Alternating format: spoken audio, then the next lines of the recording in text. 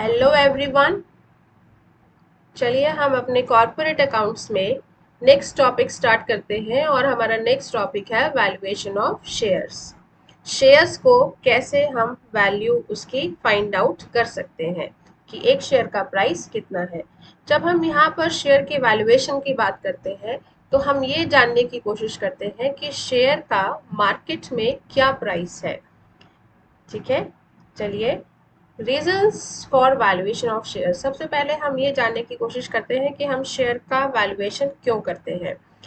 अभी तक आपने कॉर्पोरेट अकाउंट्स में जो भी पढ़ा है, आपने लास्ट सेमेस्टर में भी पढ़ा, जितना भी आपकी नॉलेज होगी शेयर से रिलेटेड, हमेशा आपने देखा होगा कि एक शेयर का प्राइस गिवन होता है कि शेयर की face value 50 rupees, 100 rupees, 10 rupees, कुछ भी एक ऐसे फिक्स होती है।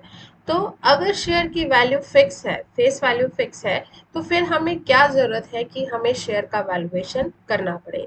तो यहाँ पर आपको ये समझने की ज़रूरत है कि जो हमें शेयर का प्राइस गिवन होता है वो शेयर का प्राइस उसका फेस वैल्यू है जो हमने शुरू में उसको फिक्स किया है। लेकिन एट प्रेजेंट मार्केट के अंदर शेयर का क्या प्राइस है उसको फाइंड आउट करने के लिए हमें शेयर्स का वैल्यूएशन करना पड़ता है। वैसे तो देखिए शेयर का वैल्यूएशन क्या, शेयर का मार्केट प्राइस जानने के लिए हम स्टॉक मार्केट में देख सकते हैं, क्योंकि हर एक शेयर जो है स्टॉक मार्केट में लिस्टेड होता है और स्टॉक मार्केट में डेली चेंजेस होते रहते हैं, उसके अकॉर्डिंग शेयर का प्राइस कम या ज़्यादा होता रहता है। लेकिन उसके बाद भी हमें शेयर्स का जो है वो वैल्यूएशन करना पड़ता है।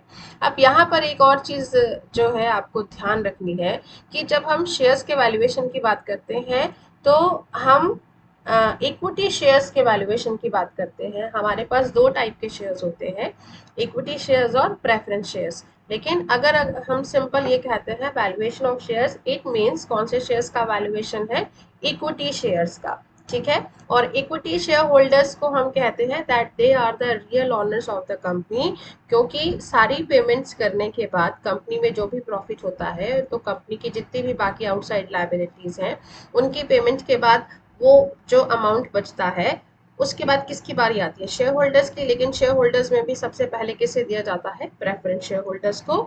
तो प्रेफरेंस शेयर होल्डर्स का पेमेंट करने के बाद जो भी बचता है amount, that amount is available for the equity share holders. और यही रूल को, यही इसी कॉन्सेप्ट को फॉलो करते हुए हम यहाँ पर शेयर्स का वैल्यूएशन करते हैं। ठीक है, तो चलिए अब हम ये देखते हैं कि reasons for valuation of shares क्या है। सबसे पहले है where there is no market price of the share as in case of the proprietary company। अगर कोई proprietary company है, देखिए proprietary company कौन सी होती है, एक ऐसी प्राइवेट कंपनी जिसके शेयर्स जो है पब्लिक को सेल के लिए ऑफर नहीं किए जाते। जब शेयर्स पब्लिक को सेल के लिए ऑफर नहीं किए जाते तो हो सकता है कि वो स्टॉक मार्केट में ना हो। ठीक है, क्योंकि स्टॉक मार्केट में जनरली ऐसे शेयर्स का प्राइस दिखाया जाता है जो कि पब्लिक खरीद सकती है। तो अगर कोई प्राइवेट कंपनी है और पब्लिक को ऑफर नहीं किए जा रहे, तो वहां पर अगर कोई कंपनी अपने शेयर्स का की वैल्यू को जानना चाहती है तो उसके लिए जरूरी होता है कि वो अपने शेयर्स का वैल्यूएशन करे। क्लियर। नेक्स्ट आता है where for the special reason the market price does not reflect the true or intrinsic value of the share. कि कई बार ये होता है कि मार्केट के अंदर जो शेयर का प्राइस दिखा रहे होते हैं वो एक्चुअल में सही नहीं होता, वो फेयर वैल्यू नहीं दे रहा होता।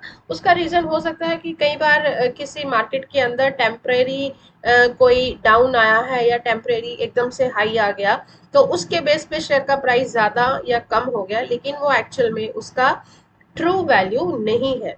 ठीक है, तो शेयर का ट्रू वैल्यू क्या है, वो कंपनी के अंदर जो कंपनी की अर्निंग रेशियो है, प्राइस कंपनी कितना अर्न कर रही है, कंपनी कितना डिविडेंड दे रही है, कंपनी के पास कितनी नेट एसेट्स हैं। तो कई ऐसे फैक्टर्स हैं जिसके ऊपर उन शेयर्स की वैल्यू डिपेंड करती है। लेकिन मार्केट के अंदर जो शेयर का प्राइस कई बार क्या शो होता है, वो स्टॉक मार्केट की कंडीशंस के अकॉर्डिंग होता है। तो वैल्यू कई बार शेयर मार्केट के अकॉर्डिंग उनकी ट्रू नहीं होती। तो वो सही वैल्यू जानने के लिए हमें शेयर्स का वैल्यूएशन करना पड़ता है। ठीक है, चलिए आगे पढ़ते हैं। The problem of valuation of share does not arise if the shares are quoted on the stock exchange as it provides the ready means for ascertaining the value placed on such shares by the buyers and seller.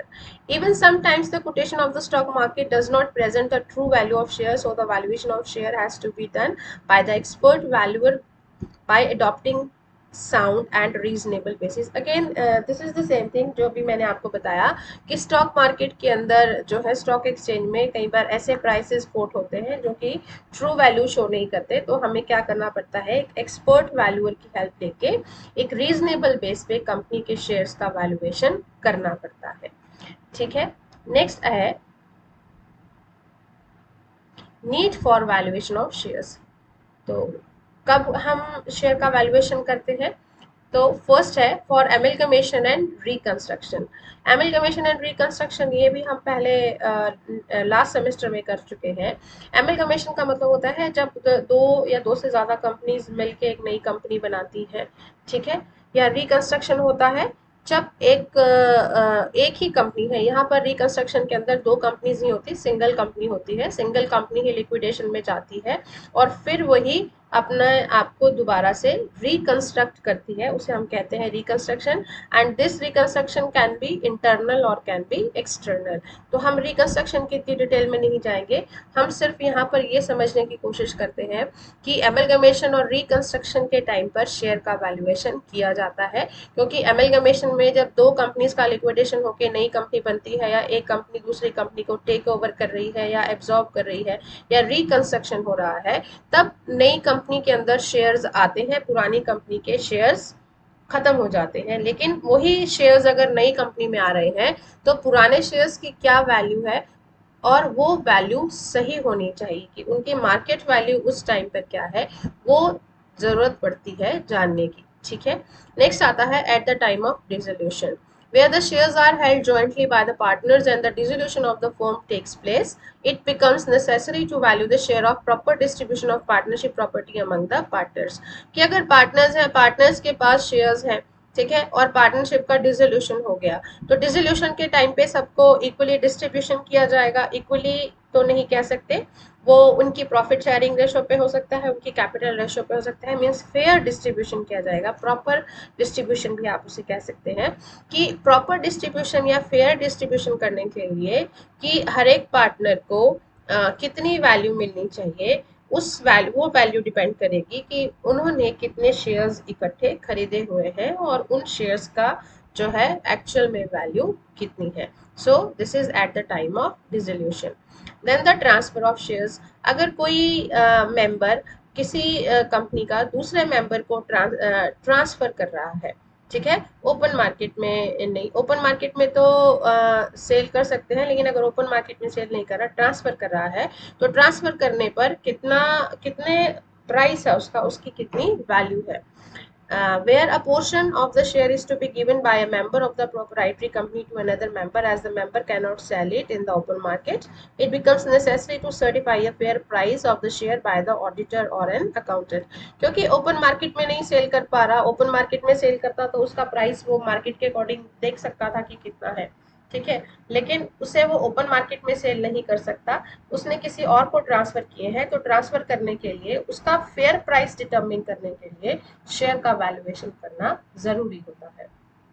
Eight the time of taking loan, देखिए जब भी हम कोई loan लेते हैं तो उसके लिए हमें कोई सिक्योरिटी रखनी पड़ती है। सिक्योरिटी जिसे आप गिरवी कह सकते हैं कि किसी भी चीज को गिरवी रखना पड़ता है। तो अगर कोई कंपनी कंपनी ने कोई लोन लिया है और लोन के लिए अपने शेयर्स को सिक्योरिटी पे रखा है, गिरवी रखा है, तो बैंक हमेशा ये जानना चाहेगा कि उसके शेयर्स की वैल्यू कितनी है, ठीक है, क्योंकि उसी वैल्यू के बेस पे वो लोन के अमाउंट को फिक्स करते हैं। सो when the loan is taken on the security of shares, it becomes necessary to value the shares on the basis of which loan is to be taken। कि जिन shares के ऊपर loan लिया जा रहा है उसकी वैल्यू को जानना जरूरी है, ताकि लोन के अमाउंट को फिक्स किया जा सके या उसकी सिक्योरिटी को देखा जा सके, सेफ्टी को देखा जा सके कि लोन वापस भी मिल सकता है या नहीं। Then at the time of conversion, conversion का ये आपने पढ़ा होगा जब हमने टॉपिक किया था redemption of preference shares. Preference shares के रिडम्पशन के टाइम पर एक मेथड था कि प्रेफरेंस शेयर्स को हम कैसे रिडीम कर सकते हैं, प्रेफरेंस शेयर्स को कैसे रिडीम कर सकते हैं, उसको डिबेंचर्स में कन्वर्ट करके, बाय कन्वर्टिंग इनटू डिबेंचर्स, ठीक है, कन्वर्जन मेथड था। तो अगर हमें प्रेफरेंस शेयर्स को डिबेंचर्स में कन्वर्ट करना है, then it becomes necessary to value the equity shares for the purpose of calculation of number of equity shares in place of preference shares or debentures, ठीक है। तो यहाँ पर हमें इक्विटी शेयर्स की वैल्यू को जानना भी जरूरी हो जाता है। नेक्स्ट आता है शेयर ऑफ प्राइवेट कंपनीज। अगर किसी प्राइवेट कंपनी के शेयर हैं, जैसे ये आपको मैंने पहले भी बताया था कि वो स्टॉक एक्सचेंज में लिस्टेड नहीं है, उनके प्राइस वहां पर कोटेड नहीं है, ठीक है। And if shares of such companies are to be sold, the value of such shares has to be ascertain. और अगर ऐसी कंपनी के शेयर्स को सेल करना है तो उनकी वैल्यू को जानना जरूरी है। और उसको हम कैसे जानते हैं? वैल्यूएशन ऑफ शेयर्स मेथड से। और वैल्यूएशन ऑफ शेयर्स में हमारे पास डिफरेंट मेथड्स अवेलेबल है जो हम भी आगे करेंगे। नेक्स्ट आता है eight the time of appraisal of shares. Shares के अप्रेजल के टाइम पे, अप्रेजल क्या होता है? परफॉर्मेंस, कि शेयर्स कैसा परफॉर्म कर रहे हैं, उनका परफॉर्मेंस को अप्रेज करने के लिए जो है उनका वैल्यूएशन किया जाता है। When the shares of the company are not quoted on the stock exchange and the shareholder required the appraisal of the shares, और अगर कंपनी के शेयर्स स्टॉक एक्सचेंज में कोटेड नहीं है और शेयर होल्डर ये जानना चाहते हैं कि उनके पास जो शेयर्स है उनका एक्चुअल में उनकी क्या परफॉर्मेंस है, उनकी मार्केट में क्या वैल्यू है, तो वो अगर ये जानना चाहेंगे तो फिर क्या हमें अडॉप्ट करना पड़ेगा? Valuation of shares. Then, for declaring the net asset value, the valuation of shares is made by such companies to find out correct value of his assets by declaring the net asset value. तो net asset value के base पे ही हम shares का valuation करते हैं। Share या share के valuation के अकॉर्डिंग ही बता सकते हैं कि किसी कंपनी में नेट एसेट्स की कितनी वैल्यू है। Then for determination of gift और वेल्थ टैक्स। देखिए, अगर किसी पर्सन ने अपने शेयर्स किसी दूसरे पर्सन को एज गिफ्ट या एज वेल्थ किसी को मिले हैं, ठीक है, अगर कोई फादर अपने सन को एज प्रॉपर्टी या एज वेल्थ गिफ्ट करता है या देता है अपने शेयर्स को, तो उसे जो भी मिला है एज रिसीव उसने किया है गिफ्ट, तो उसके ऊपर टैक्स देना होता है। तो टैक्स हमेशा हमेशा किसके ऊपर डिटरमिन करते हैं कि कितनी वैल्यू की वो प्रोडक्ट है या जो वो चीज़ है वो उसका वैल्यू कितना है। तो ऐसे ही यहाँ पे देखना पड़ता है कि जो शेयर्स दिए गए हैं एज गिफ्ट या एज वेल्थ, उसका टैक्स देने के लिए ये देखना पड़ता है कि एक्चुअल में उन शेयर्स की वैल्यू कितनी है और शेयर्स की वैल्यू के अकॉर्डिंग उसके ऊपर टैक्स कितना बनता है। और टैक्स कौन डिटरमिन करता है? बाय द टैक्सेशन अथॉरिटीज, ठीक है। तो ये ऐसे ही रीजन कह सकते हैं या नीड्स है जिसके लिए हमें अपने शेयर्स का वैल्यूएशन करना पड़ता है। नेक्स्ट आता है factors affecting the value of shares. There are so many factors जो कि शेयर की वैल्यू को अफेक्ट करते हैं। हम ये नहीं कह सकते कि एक ही वजह से कि मार्केट के अंदर जो शेयर का प्राइस है, मार्केट के अंदर जो शेयर का प्राइस है उसको अफेक्ट करने वाले बहुत सारे ऐसे फैक्टर्स हैं। कौन से फैक्टर्स हैं? Dividend declared by the company in the last years, की कंपनी ने पिछले सालों में कितना डिविडेंड डिक्लेयर किया है। डिविडेंड क्या होता है? जो कि प्रॉफिट्स में से पार्ट शेयर होल्डर्स को दिया जाता है, कितना डिविडेंड डिक्लेयर किया है। Demand and supply of the shares of the company, company के शेयर्स की डिमांड कितनी है और सप्लाई कितनी है। अगर डिमांड ज़्यादा है, सप्लाई कम है तो प्राइस ज़्यादा होगा, लेकिन अगर इसका रिवर्स हो गया कि सप्लाई ज़्यादा है और डिमांड कम है तो प्राइस कम होगा। Nature of the business, business का नेचर कैसा है उसके ऊपर भी शेयर की वैल्यू बहुत ज़्यादा डिपेंड करती है। कंपनी के फ्यूचर प्रॉस्पेक्ट्स क्या है, कंपनी के फ्यूचर प्लान्स क्या है, उसके अकॉर्डिंग भी। Then rate of return of the same type of business, की सेम टाइप ऑफ बिजनेस वही नॉर्मल रेट ऑफ रिटर्न कितना चल रहा है, उसके बेस पे भी शेयर का वैल्यूएशन होता है। This again the same point. Then the limitation of the competition, company competition का क्या लिमिटेशन है, कितना कंपटीशन चल रहा है मार्केट के अंदर। Limitation of government control over the company. Financial ratios क्या है? फाइनेंशियल रेशियोज क्या होती हैं? जैसे डेट इक्विटी रेशियो है, प्राइस अर्निंग रेशियो है, अर्निंग पर शेयर रेशियो होती है, वर्किंग कैपिटल रेशियो होती है। तो सो मैनी रेशियोज आते हैं, तो बहुत सारी कंपनी के अंदर रेशियोज हैं, उसके बेस पे जो है हम देखते हैं कि कंपनी के शेयर की वैल्यू कितनी है। तो बहुत सारे ऐसे फैक्टर्स हैं। पॉलिटिकल कंडीशंस भी कंपनी किसी कंट्री में डेमोक्रेसी हो जाती है तो एकदम से शेयर का प्राइस हाई हो जाता है, लेकिन डेमोक्रेसी एकदम से कोलैप्स हो जाए, जैसे आपने अभी देखा होगा बर्मा में ऐसा हुआ है। तो एकदम से जब पॉलिटिकल कंडीशंस चेंज होती हैं तो ये पूरी इकोनॉमी को अफेक्ट करती हैं, और जब पूरी इकोनॉमी को के ऊपर प्रभाव पड़ता है तो वो हमेशा कंपनी के शेयर्स की वैल्यू को भी प्रभावित करते हैं।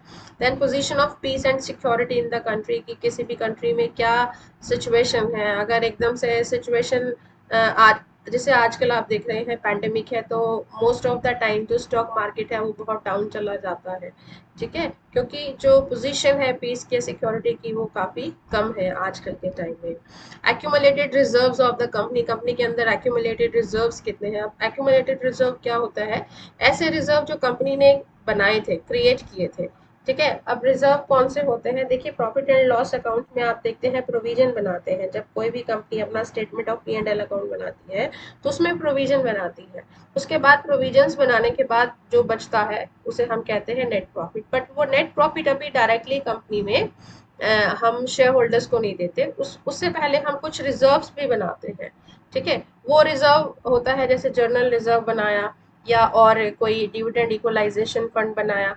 तो इस तरीके से डिफरेंट रिजर्व्स बनाए जाते हैं, और रिजर्व बनाए जाते हैं एक ऐसे फ्यूचर में अनएक्सपेक्टेड थिंग्स के लिए, कि जो हमें पता नहीं है कि हो सकते हैं, ठीक है। तो ऐसी अनसर्टेन सिचुएशंस के लिए हम रिजर्व मेंटेन करते हैं, लेकिन हर साल कंपनी ऐसे रिजर्व मेंटेन करती है, लेकिन जिन अनसर्टेन कंडीशंस के लिए उसने वो रिजर्व्स मेंटेन किए थे, तो हो सकता है कि वो ऐसी कोई सिचुएशन या कोई हैपनिंग, ऐसा कोई इंसिडेंट ना हो। जब वो ऐसा कोई इंसिडेंट होगा नहीं तो वो रिजर्व तो बन रहे हैं। तो रिजर्व हर साल बनते जा रहे हैं, लेकिन फॉर्चुनेटली उनको यूटिलाइज नहीं कर रही है कंपनी, क्योंकि ऐसी कोई हैपनिंग हुई नहीं जो कि कंपनी में अनफोर्सिन है, जो पता नहीं है कि हो सकती है, लेकिन फिर भी कंपनी ऐसे रिजर्व्स को बनाती है। तो वो रिजर्व्स एक्यूमुलेट होते रहते हैं, इकट्ठे होते रहते हैं। तो कंपनी के अंदर रिजर्व्स का एक्यूमुलेशन कितना है, कितना इकट्ठा हो गया, क्योंकि एक्चुअल में वो रिजर्व्स किससे बिलोंग करते हैं, शेयर होल्डर से। क्यों, क्योंकि अगर कंपनी वो रिजर्व मेंटेन ना करती तो वो प्रॉफिट्स किसके पास जाते, शेयर होल्डर्स के पास, ठीक है। लेकिन शेयर होल्डर्स के हिस्से को सैक्रिफाइस करके, मतलब शेयर होल्डर्स ने अपने हिस्से को सैक्रिफाइस किया और कंपनी ने उसमें से रिजर्व मेंटेन किए। तो अल्टीमेटली इन रिजर्व्स के ऊपर जो अधिकार है, जो राइट है, वो किसका होता है, शेयर होल्डर्स का होता है। तो शेयर होल्डर्स के शेयर की वैल्यू को ये भी प्रभावित करते हैं कि कंपनी के अंदर एक्यूमुलेटेड रिजर्व्स कितने हैं। देन प्रोस्पेक्ट्स ऑफ बोनस और राइट इश्यू क्या है, कैपिटल स्ट्रक्चर क्या है कंपनी का, नंबर ऑफ शेयर होल्डर्स कितने हैं, मैनेजमेंट कंपनी का कैसा है, नेट टेंजिबल एसेट्स कंपनी की कैसी हैं। तो ये बहुत सारे ऐसे फैक्टर्स हैं जो कंपनी की शेयर की वैल्यू को डिटरमिन करते हैं। तो नेक्स्ट हमारे पास आता है methods of valuation of shares. Shares की वैल्यूएशन के हमारे पास, जैसे हमने गुडविल की वैल्यूएशन के मेथड किए थे, सेम हमारे पास शेयर्स की वैल्यूएशन के भी मेथड्स अवेलेबल हैं। सबसे पहले आता है net asset method, dividend yield method, earning capacity and fair value method. देखिए मोस्टली वैसे तो आपके पास तीन ही मेथड है जो, लेकिन जो आपका फोर्थ मेथड है फेयर वैल्यू, ये आपके किसी भी इन तीन में से किसी भी दो मेथड्स को आपने अप्लाई करना है, और दोनों में से दोनों मेथड से जो भी शेयर की वैल्यू आती है उसको आपने ऐड करके डिवाइडेड बाय 2, मतलब आपने एवरेज ले लेना है। फेयर वैल्यू जो है वो डिटरमिन करनी है, क्योंकि हर कंपनी में नेट एसेट भी होंगी, डिविडेंड भी होगा, अर्निंग कैपेसिटी भी होगी। तो एक्चुअल में और तीनों मेथड से अगर आप एक ही कंपनी के शेयर का वैल्यूएशन करेंगे तो हमेशा डिफरेंट आएगा। इस अगर एक ही कंपनी में नेट एसेट से करेंगे और डिविडेंड यील्ड से करेंगे और अर्निंग कैपेसिटी से करेंगे तो तीनों मेथड से शेयर की सेम वैल्यू नहीं आएगी। तो फेयर वैल्यू जानने के लिए हम दो मेथड्स कोई भी अप्लाई करके उसको उनकी से जो हमारे पास शेयर की वैल्यू आई है दोनों को ऐड करके that is divided by 2 means average ले लेते हैं, that is called the fair value method. So mainly आपको इस टॉपिक में 3 ही मेथड्स करने हैं। ठीक है, तो चलिए हम चलते हैं अपने फर्स्ट मेथड पे जिसे हम कहते हैं नेट एसेट इंट्रिंसिक वैल्यू और breakup value method. Net asset method में this method is concerned with the assets backing per share and may be either on the view that the company is going concern or on the fact that the company is being liquidated. This method is also called net intrinsic value method or breakup value method or asset backing method or asset valuation method।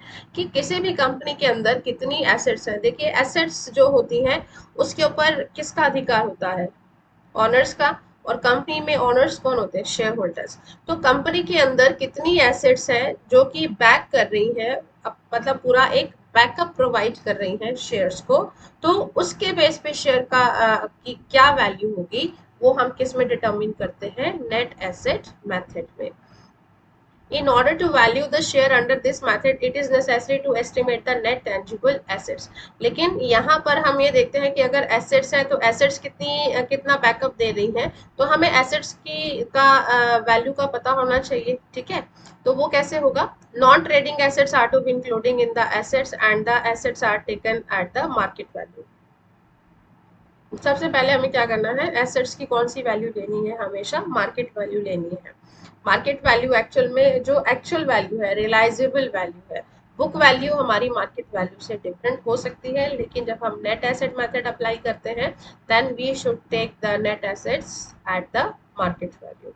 तो इसमें देखिए हमें क्या करना है, assets at the market value if any अगर है, कौन कौन सी, फिक्स एसेट, इन्वेस्टमेंट्स, यहाँ पर हम इन्वेस्टमेंट भी लेंगे। देखिए हमने जो गुडविल का चैप्टर किया था, गुडविल के टॉपिक में हम इन्वेस्टमेंट को इंक्लूड नहीं करते थे, और उसका सिंपल रीजन मैंने बहुत बार एक्सप्लेन किया है, फिर से मैं यहाँ पे बता रही हूँ कि हम इन्वेस्टमेंट को इसलिए इंक्लूड नहीं करते थे क्योंकि गुडविल का और इन्वेस्टमेंट का कोई कंसर्न, कोई कनेक्शन नहीं है, क्योंकि इन्वेस्टमेंट वो है जो कहीं कंपनी ने बाहर की है, और कंपनी ने जो बाहर की है इन्वेस्टमेंट, उसका कंपनी की अपनी वर्किंग से कोई भी रिलेशन नहीं होता। तो इन्वेस्टमेंट जो है उसका कोई रोल नहीं है गुडविल के केस में, लेकिन शेयर की वैल्यू जानने के लिए इन्वेस्टमेंट का रोल होगा, क्योंकि इन्वेस्टमेंट कंपनी ने अपने ही फंड से की है बाहर, और उस इन्वेस्टमेंट के ऊपर जो रिटर्न मिल रहा है तो अल्टीमेटली वो रिटर्न जाएगा किसके पास, शेयर होल्डर्स के पास। और जब हम शेयर होल्डर्स की शेयर्स का वैल्यूएशन कर रहे हैं तो वहां पर जो भी उनको रिटर्न में मिल रहा है और किसके ऊपर मिल रहा है, वो इन्वेस्टमेंट्स के ऊपर मिल रहा है। तो यहाँ पे शेयर के वैल्यूएशन में हम इन्वेस्टमेंट्स को इंक्लूड करते हैं, और गुडविल की वैल्यूएशन में हम इन्वेस्टमेंट्स को इंक्लूड नहीं करते हैं। तो ये पॉइंट्स बहुत याद रखने वाले हैं, ध्यान देने वाले हैं। देन करंट एसेट्स लेते हैं, और उसके बाद आती है आउटसाइड लायबिलिटीज, इसको हमने माइनस करना है, and minus preference share capital. और यहाँ पर हमें प्रेफरेंस शेयर कैपिटल को भी माइनस करना है। जैसा मैंने अभी आपको पहले बताया था कि कंपनी के अंदर जो भी प्रॉफिट्स होते हैं, प्रॉफिट्स में से सबसे पहले कंपनी क्या करती है, अपनी आउटसाइड लायबिलिटीज को पूरा करती है। आउटसाइड लायबिलिटीज को पूरा करने के बाद जब शेयर होल्डर्स की टर्न आती है तो सबसे पहले प्रेफरेंस शेयर होल्डर्स को दिया जाता है, और प्रेफरेंस शेयर होल्डर्स को देने के बाद जो बचता है that will be available for the equity share holders. तो जब हम यहाँ पर शेयर के वैल्यूएशन की बात कर रहे हैं then we are talking about the equity share, जब तक कि आपको स्पेसिफिकली ना कहा जाए कि आपने प्रेफरेंस शेयर्स का वैल्यूएशन करना है। जब आपको स्पेसिफिकली क्वेश्चन में कहा जाएगा कि प्रेफरेंस शेयर्स का वैल्यूएशन करना है तब आप प्रेफरेंस शेयर्स को लेंगे। अदरवाइज अगर हम बात करते हैं वैल्यूएशन ऑफ शेयर्स, तो इसका मतलब है कौन से शेयर का वैल्यूएशन करना है, इक्विटी शेयर का। और इक्विटी शेयर होल्डर्स की बारी या इक्विटी शेयर्स की जो टर्न है वो हमेशा प्रेफरेंस शेयर्स के बाद में आती है। ठीक है, तो यहाँ पर हमें प्रेफरेंस शेयर कैपिटल को भी लेस करना है। सो आई रिपीट कि कैलकुलेशन ऑफ नेट एसेट्स हम कैसे लेंगे, अगर एसेट्स की मार्केट वैल्यू दी है, फिक्स एसेट में हमने इन्वेस्टमेंट भी लेना है, करंट एसेट्स लेनी है, minus outside liabilities and minus preference share capital. और अगर ये डिपेंड करता है कि हमें इंफॉर्मेशन क्या दी है क्वेश्चन के अंदर। सेकंड मेथड क्या है, हम क्या ले सकते हैं, equity share capital plus reserves and surplus plus accumulated profits plus profits on revaluation of asset. मतलब जो चीजें हमारे पास इक्विटी शेयर होल्डर्स के लिए अवेलेबल है, इक्विटी शेयर कैपिटल है, रिजर्व्स एंड सरप्लस है, एक्यूमुलेटेड प्रॉफिट्स भी इक्विटी शेयर होल्डर्स के लिए है, profit on revaluation of asset minus accumulated losses and minus preliminary expenses. तो जैसे भी इंफॉर्मेशन हमारे पास क्वेश्चन में गिवन होगी उसके अकॉर्डिंग हमें नेट एसेट मेथड अप्लाई करना है। तो हम एसेट्स में से आउटसाइड लायबिलिटीज को लेस करके भी कर सकते हैं, या जो चीज़ें शेयर होल्डर्स के लिए अवेलेबल हैं उनको हम ऐड करके, और जो लॉसेज हैं और प्रिलिमिनरी एक्सपेंसेस हैं उनको माइनस करके हम नेट एसेट्स का कैलकुलेशन कर सकते हैं। और ये बड़ा सिंपल सा मेथड है। देखिए ये चलता है हमारा, आप जो एक इक्वेशन है हमारी, ठीक है ना, इक्वेशन क्या होती है, capital plus liabilities is equal to assets. तो वही उसी इक्वेशन के अकॉर्डिंग हमें ये सब करना है। और ये तो हमारे पास आ जाएंगी नेट एसेट्स इस मेथड से। लेकिन नेट एसेट मेथड के बेस पे हमें करना क्या है, वैल्यूएशन ऑफ शेयर। तो शेयर की वैल्यू कैसे कैलकुलेट करेंगे, value of share is equal to value of net assets. कितनी हमारे पास नेट एसेट्स है divided by number of equity shares. Total number of equity shares कितने हैं, तो हमें ये पता चल जाता है कि पर इक्विटी शेयर कितनी एसेट अवेलेबल होगी और कितनी एसेट का कितना हिस्सा एक शेयर के लिए अवेलेबल है, वही उस शेयर की वैल्यू है। ठीक है, तो value of share is equal to value of net assets divided by number of equity share. Means कि एक इक्विटी शेयर के लिए कितनी नेट एसेट अवेलेबल है, और वो नेट एसेट की वैल्यू जो कि एक इक्विटी शेयर के लिए अवेलेबल है वो ही उस शेयर की वैल्यू है। तो इस तरीके से हम इस मेथड को एक्सप्लेन कर सकते हैं। चलिए अब हम इसकी कुछ और चीज़ें इस मेथड में जानने की कोशिश करते हैं। इसमें आता है precautions for the net asset method, कि जब हमें नेट एसेट मेथड लेना है, जब हम एसेट्स कंसीडर करते हैं, एसेट्स को टोटल करते हैं, तो हमें कुछ प्रिकॉशंस मतलब कुछ सावधानियां रखनी है। अब वो सावधानी क्या रखनी है, सबसे पहले precautions for valuing the asset. हमें क्या करना है, the assets are to be taken at the realizable value means market value। ठीक है, तो assets की हमें कौन सी वैल्यू लेनी है, market value। if the realizable value is not mentioned then the asset should be taken after deducting depreciation। लेकिन अगर आपको क्वेश्चन के अंदर मार्केट वैल्यू नहीं गिवन है तो प्रॉपर डेप्रिसिएशन लगाने के बाद ही उसकी वैल्यू को लेना है। ठीक है, then fictitious assets like preliminary expenses, share issue expense etc should be ignored। और fictitious assets को इग्नोर करना है, जैसे हमने गुडविल के केस में भी किया था, क्योंकि fictitious assets की कोई भी मार्केट वैल्यू नहीं होती। हम पहले केस में कह रहे हैं कि शेयर्स की मार्केट एसेट्स की मार्केट वैल्यू लेना है, मतलब रियलाइजेबल वैल्यू पर लेना है। और दूसरे केस में कह रहे हैं कि प्रिलिमिनरी एक्सपेंसेस या fictitious assets को नहीं लेना।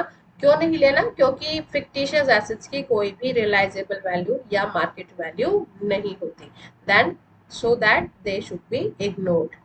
देन इंटेंजिबल एसेट्स, और कुछ इंटेंजिबल एसेट्स हैं जैसे गुडविल है, पेटेंट्स है, ट्रेडमार्क्स हैं, this should be taken whether they appear in the balance sheet. और अगर ये बैलेंस शीट में दी हुई है, इंटेंजिबल एसेट्स कौन सी होती हैं, जो एसेट्स आप देख नहीं सकते, ठीक है ना, which can not be seen, which can not be touch, लेकिन उनकी मार्केट वैल्यू तो है। ठीक है, आप उसको देख नहीं सकते, उसका कोई फिजिकल फॉर्म नहीं है, लेकिन but they have the market value. ठीक है, जैसे गुडविल है, गुडविल की मार्केट वैल्यू होती है, पेटेंट की होती है, ट्रेडमार्क की होती है।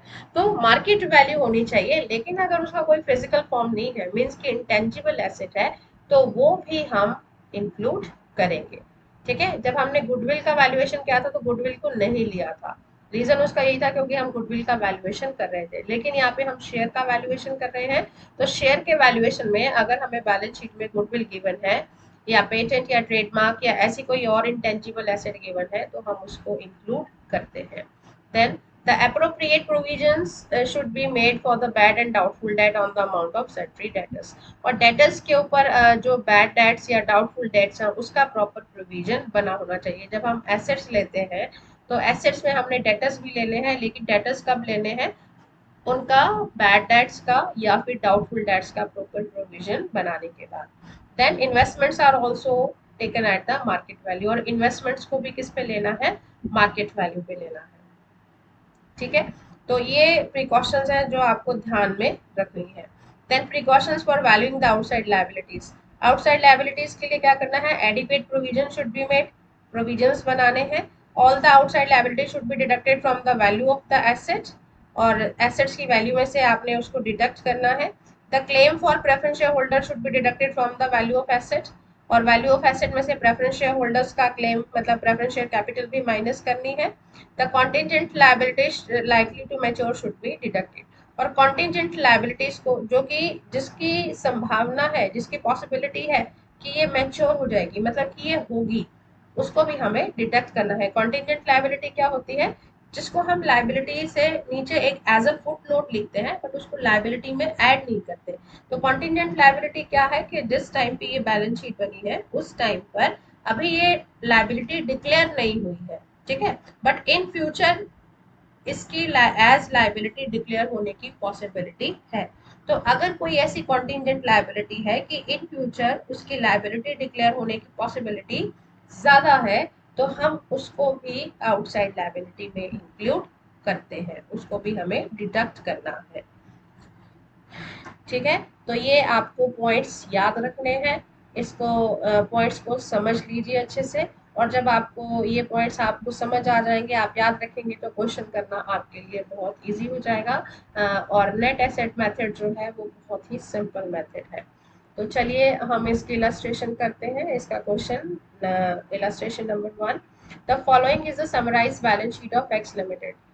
आपको एक्स लिमिटेड की एक बैलेंस शीट दी है, इक्विटी एंड लायबिलिटीज और एसेट्स गिवन है, शेयर कैपिटल है, रिजर्व्स है, डिबेंचर्स आउटसाइड लायबिलिटी और करंट लायबिलिटी दी है, फिर फिक्स एसेट दी है, current assets and preliminary expenses.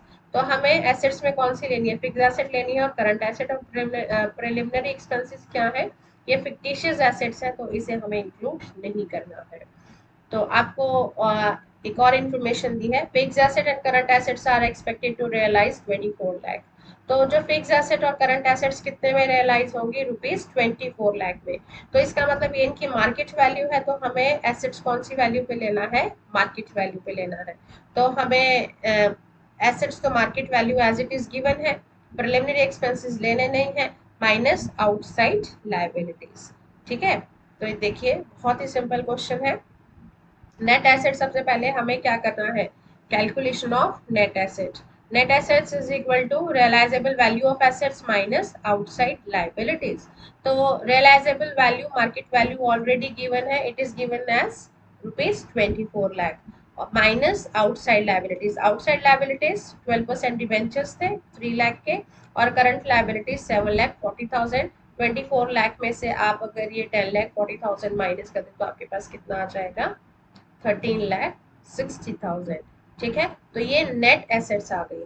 अब ये नेट एसेट्स किसके लिए अवेलेबल है, इक्विटी शेयर होल्डर्स के लिए। तो इक्विटी शेयर्स के लिए है, तो एक शेयर के लिए नेट एसेट कितनी होगी, calculation of value of share, value of share is equal to net assets divided by number of equity shares. Number of equity shares कितने गिवन है आपको, सॉरी कितने हैं, 50,000।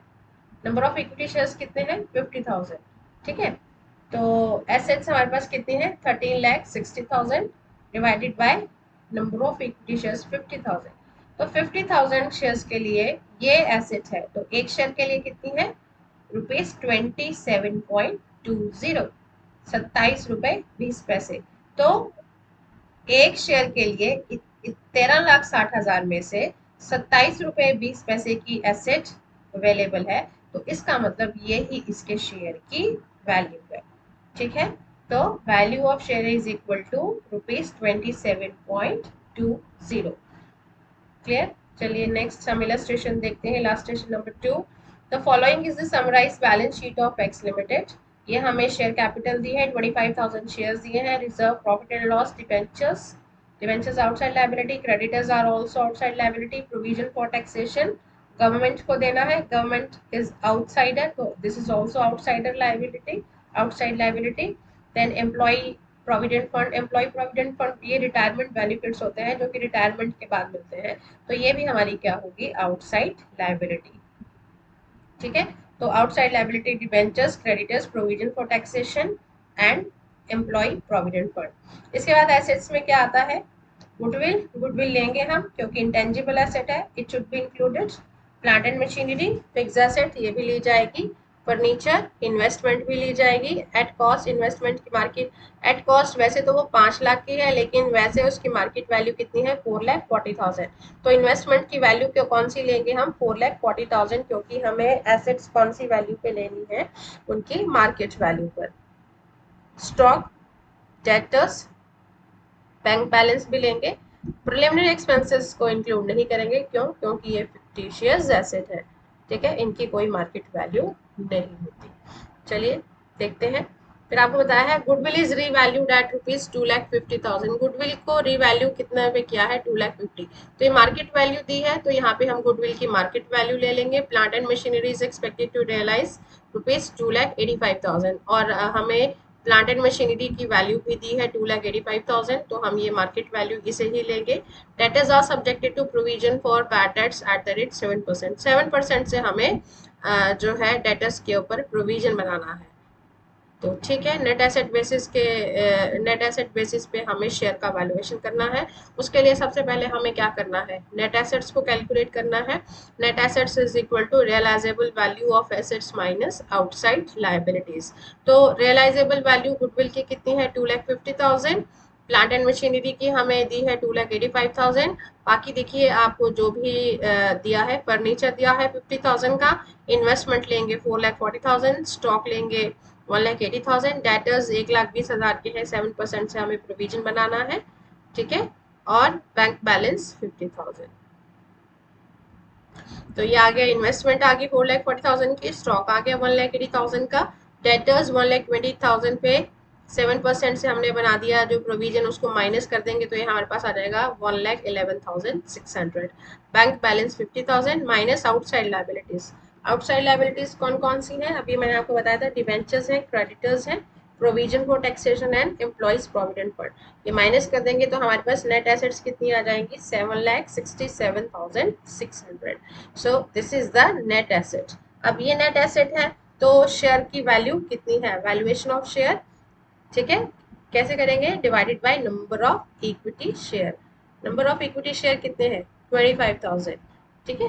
तो value of share is equal to net asset, net asset है 7,67,600 divided by number of equity shares, that is 25,000। so the value of share is ₹30.704, ठीक है। यानी कि इतनी नेट एसेट में से एक शेयर को कितनी एसेट अवेलेबल है, ₹30.70 लगभग, ठीक है, और वही उसके शेयर की वैल्यू है। तो ये है आपका नेट एसेट मेथड। बाकी हम नेक्स्ट लेक्चर में करेंगे। तो यहाँ के लिए अभी इतना ही। So thank you so much.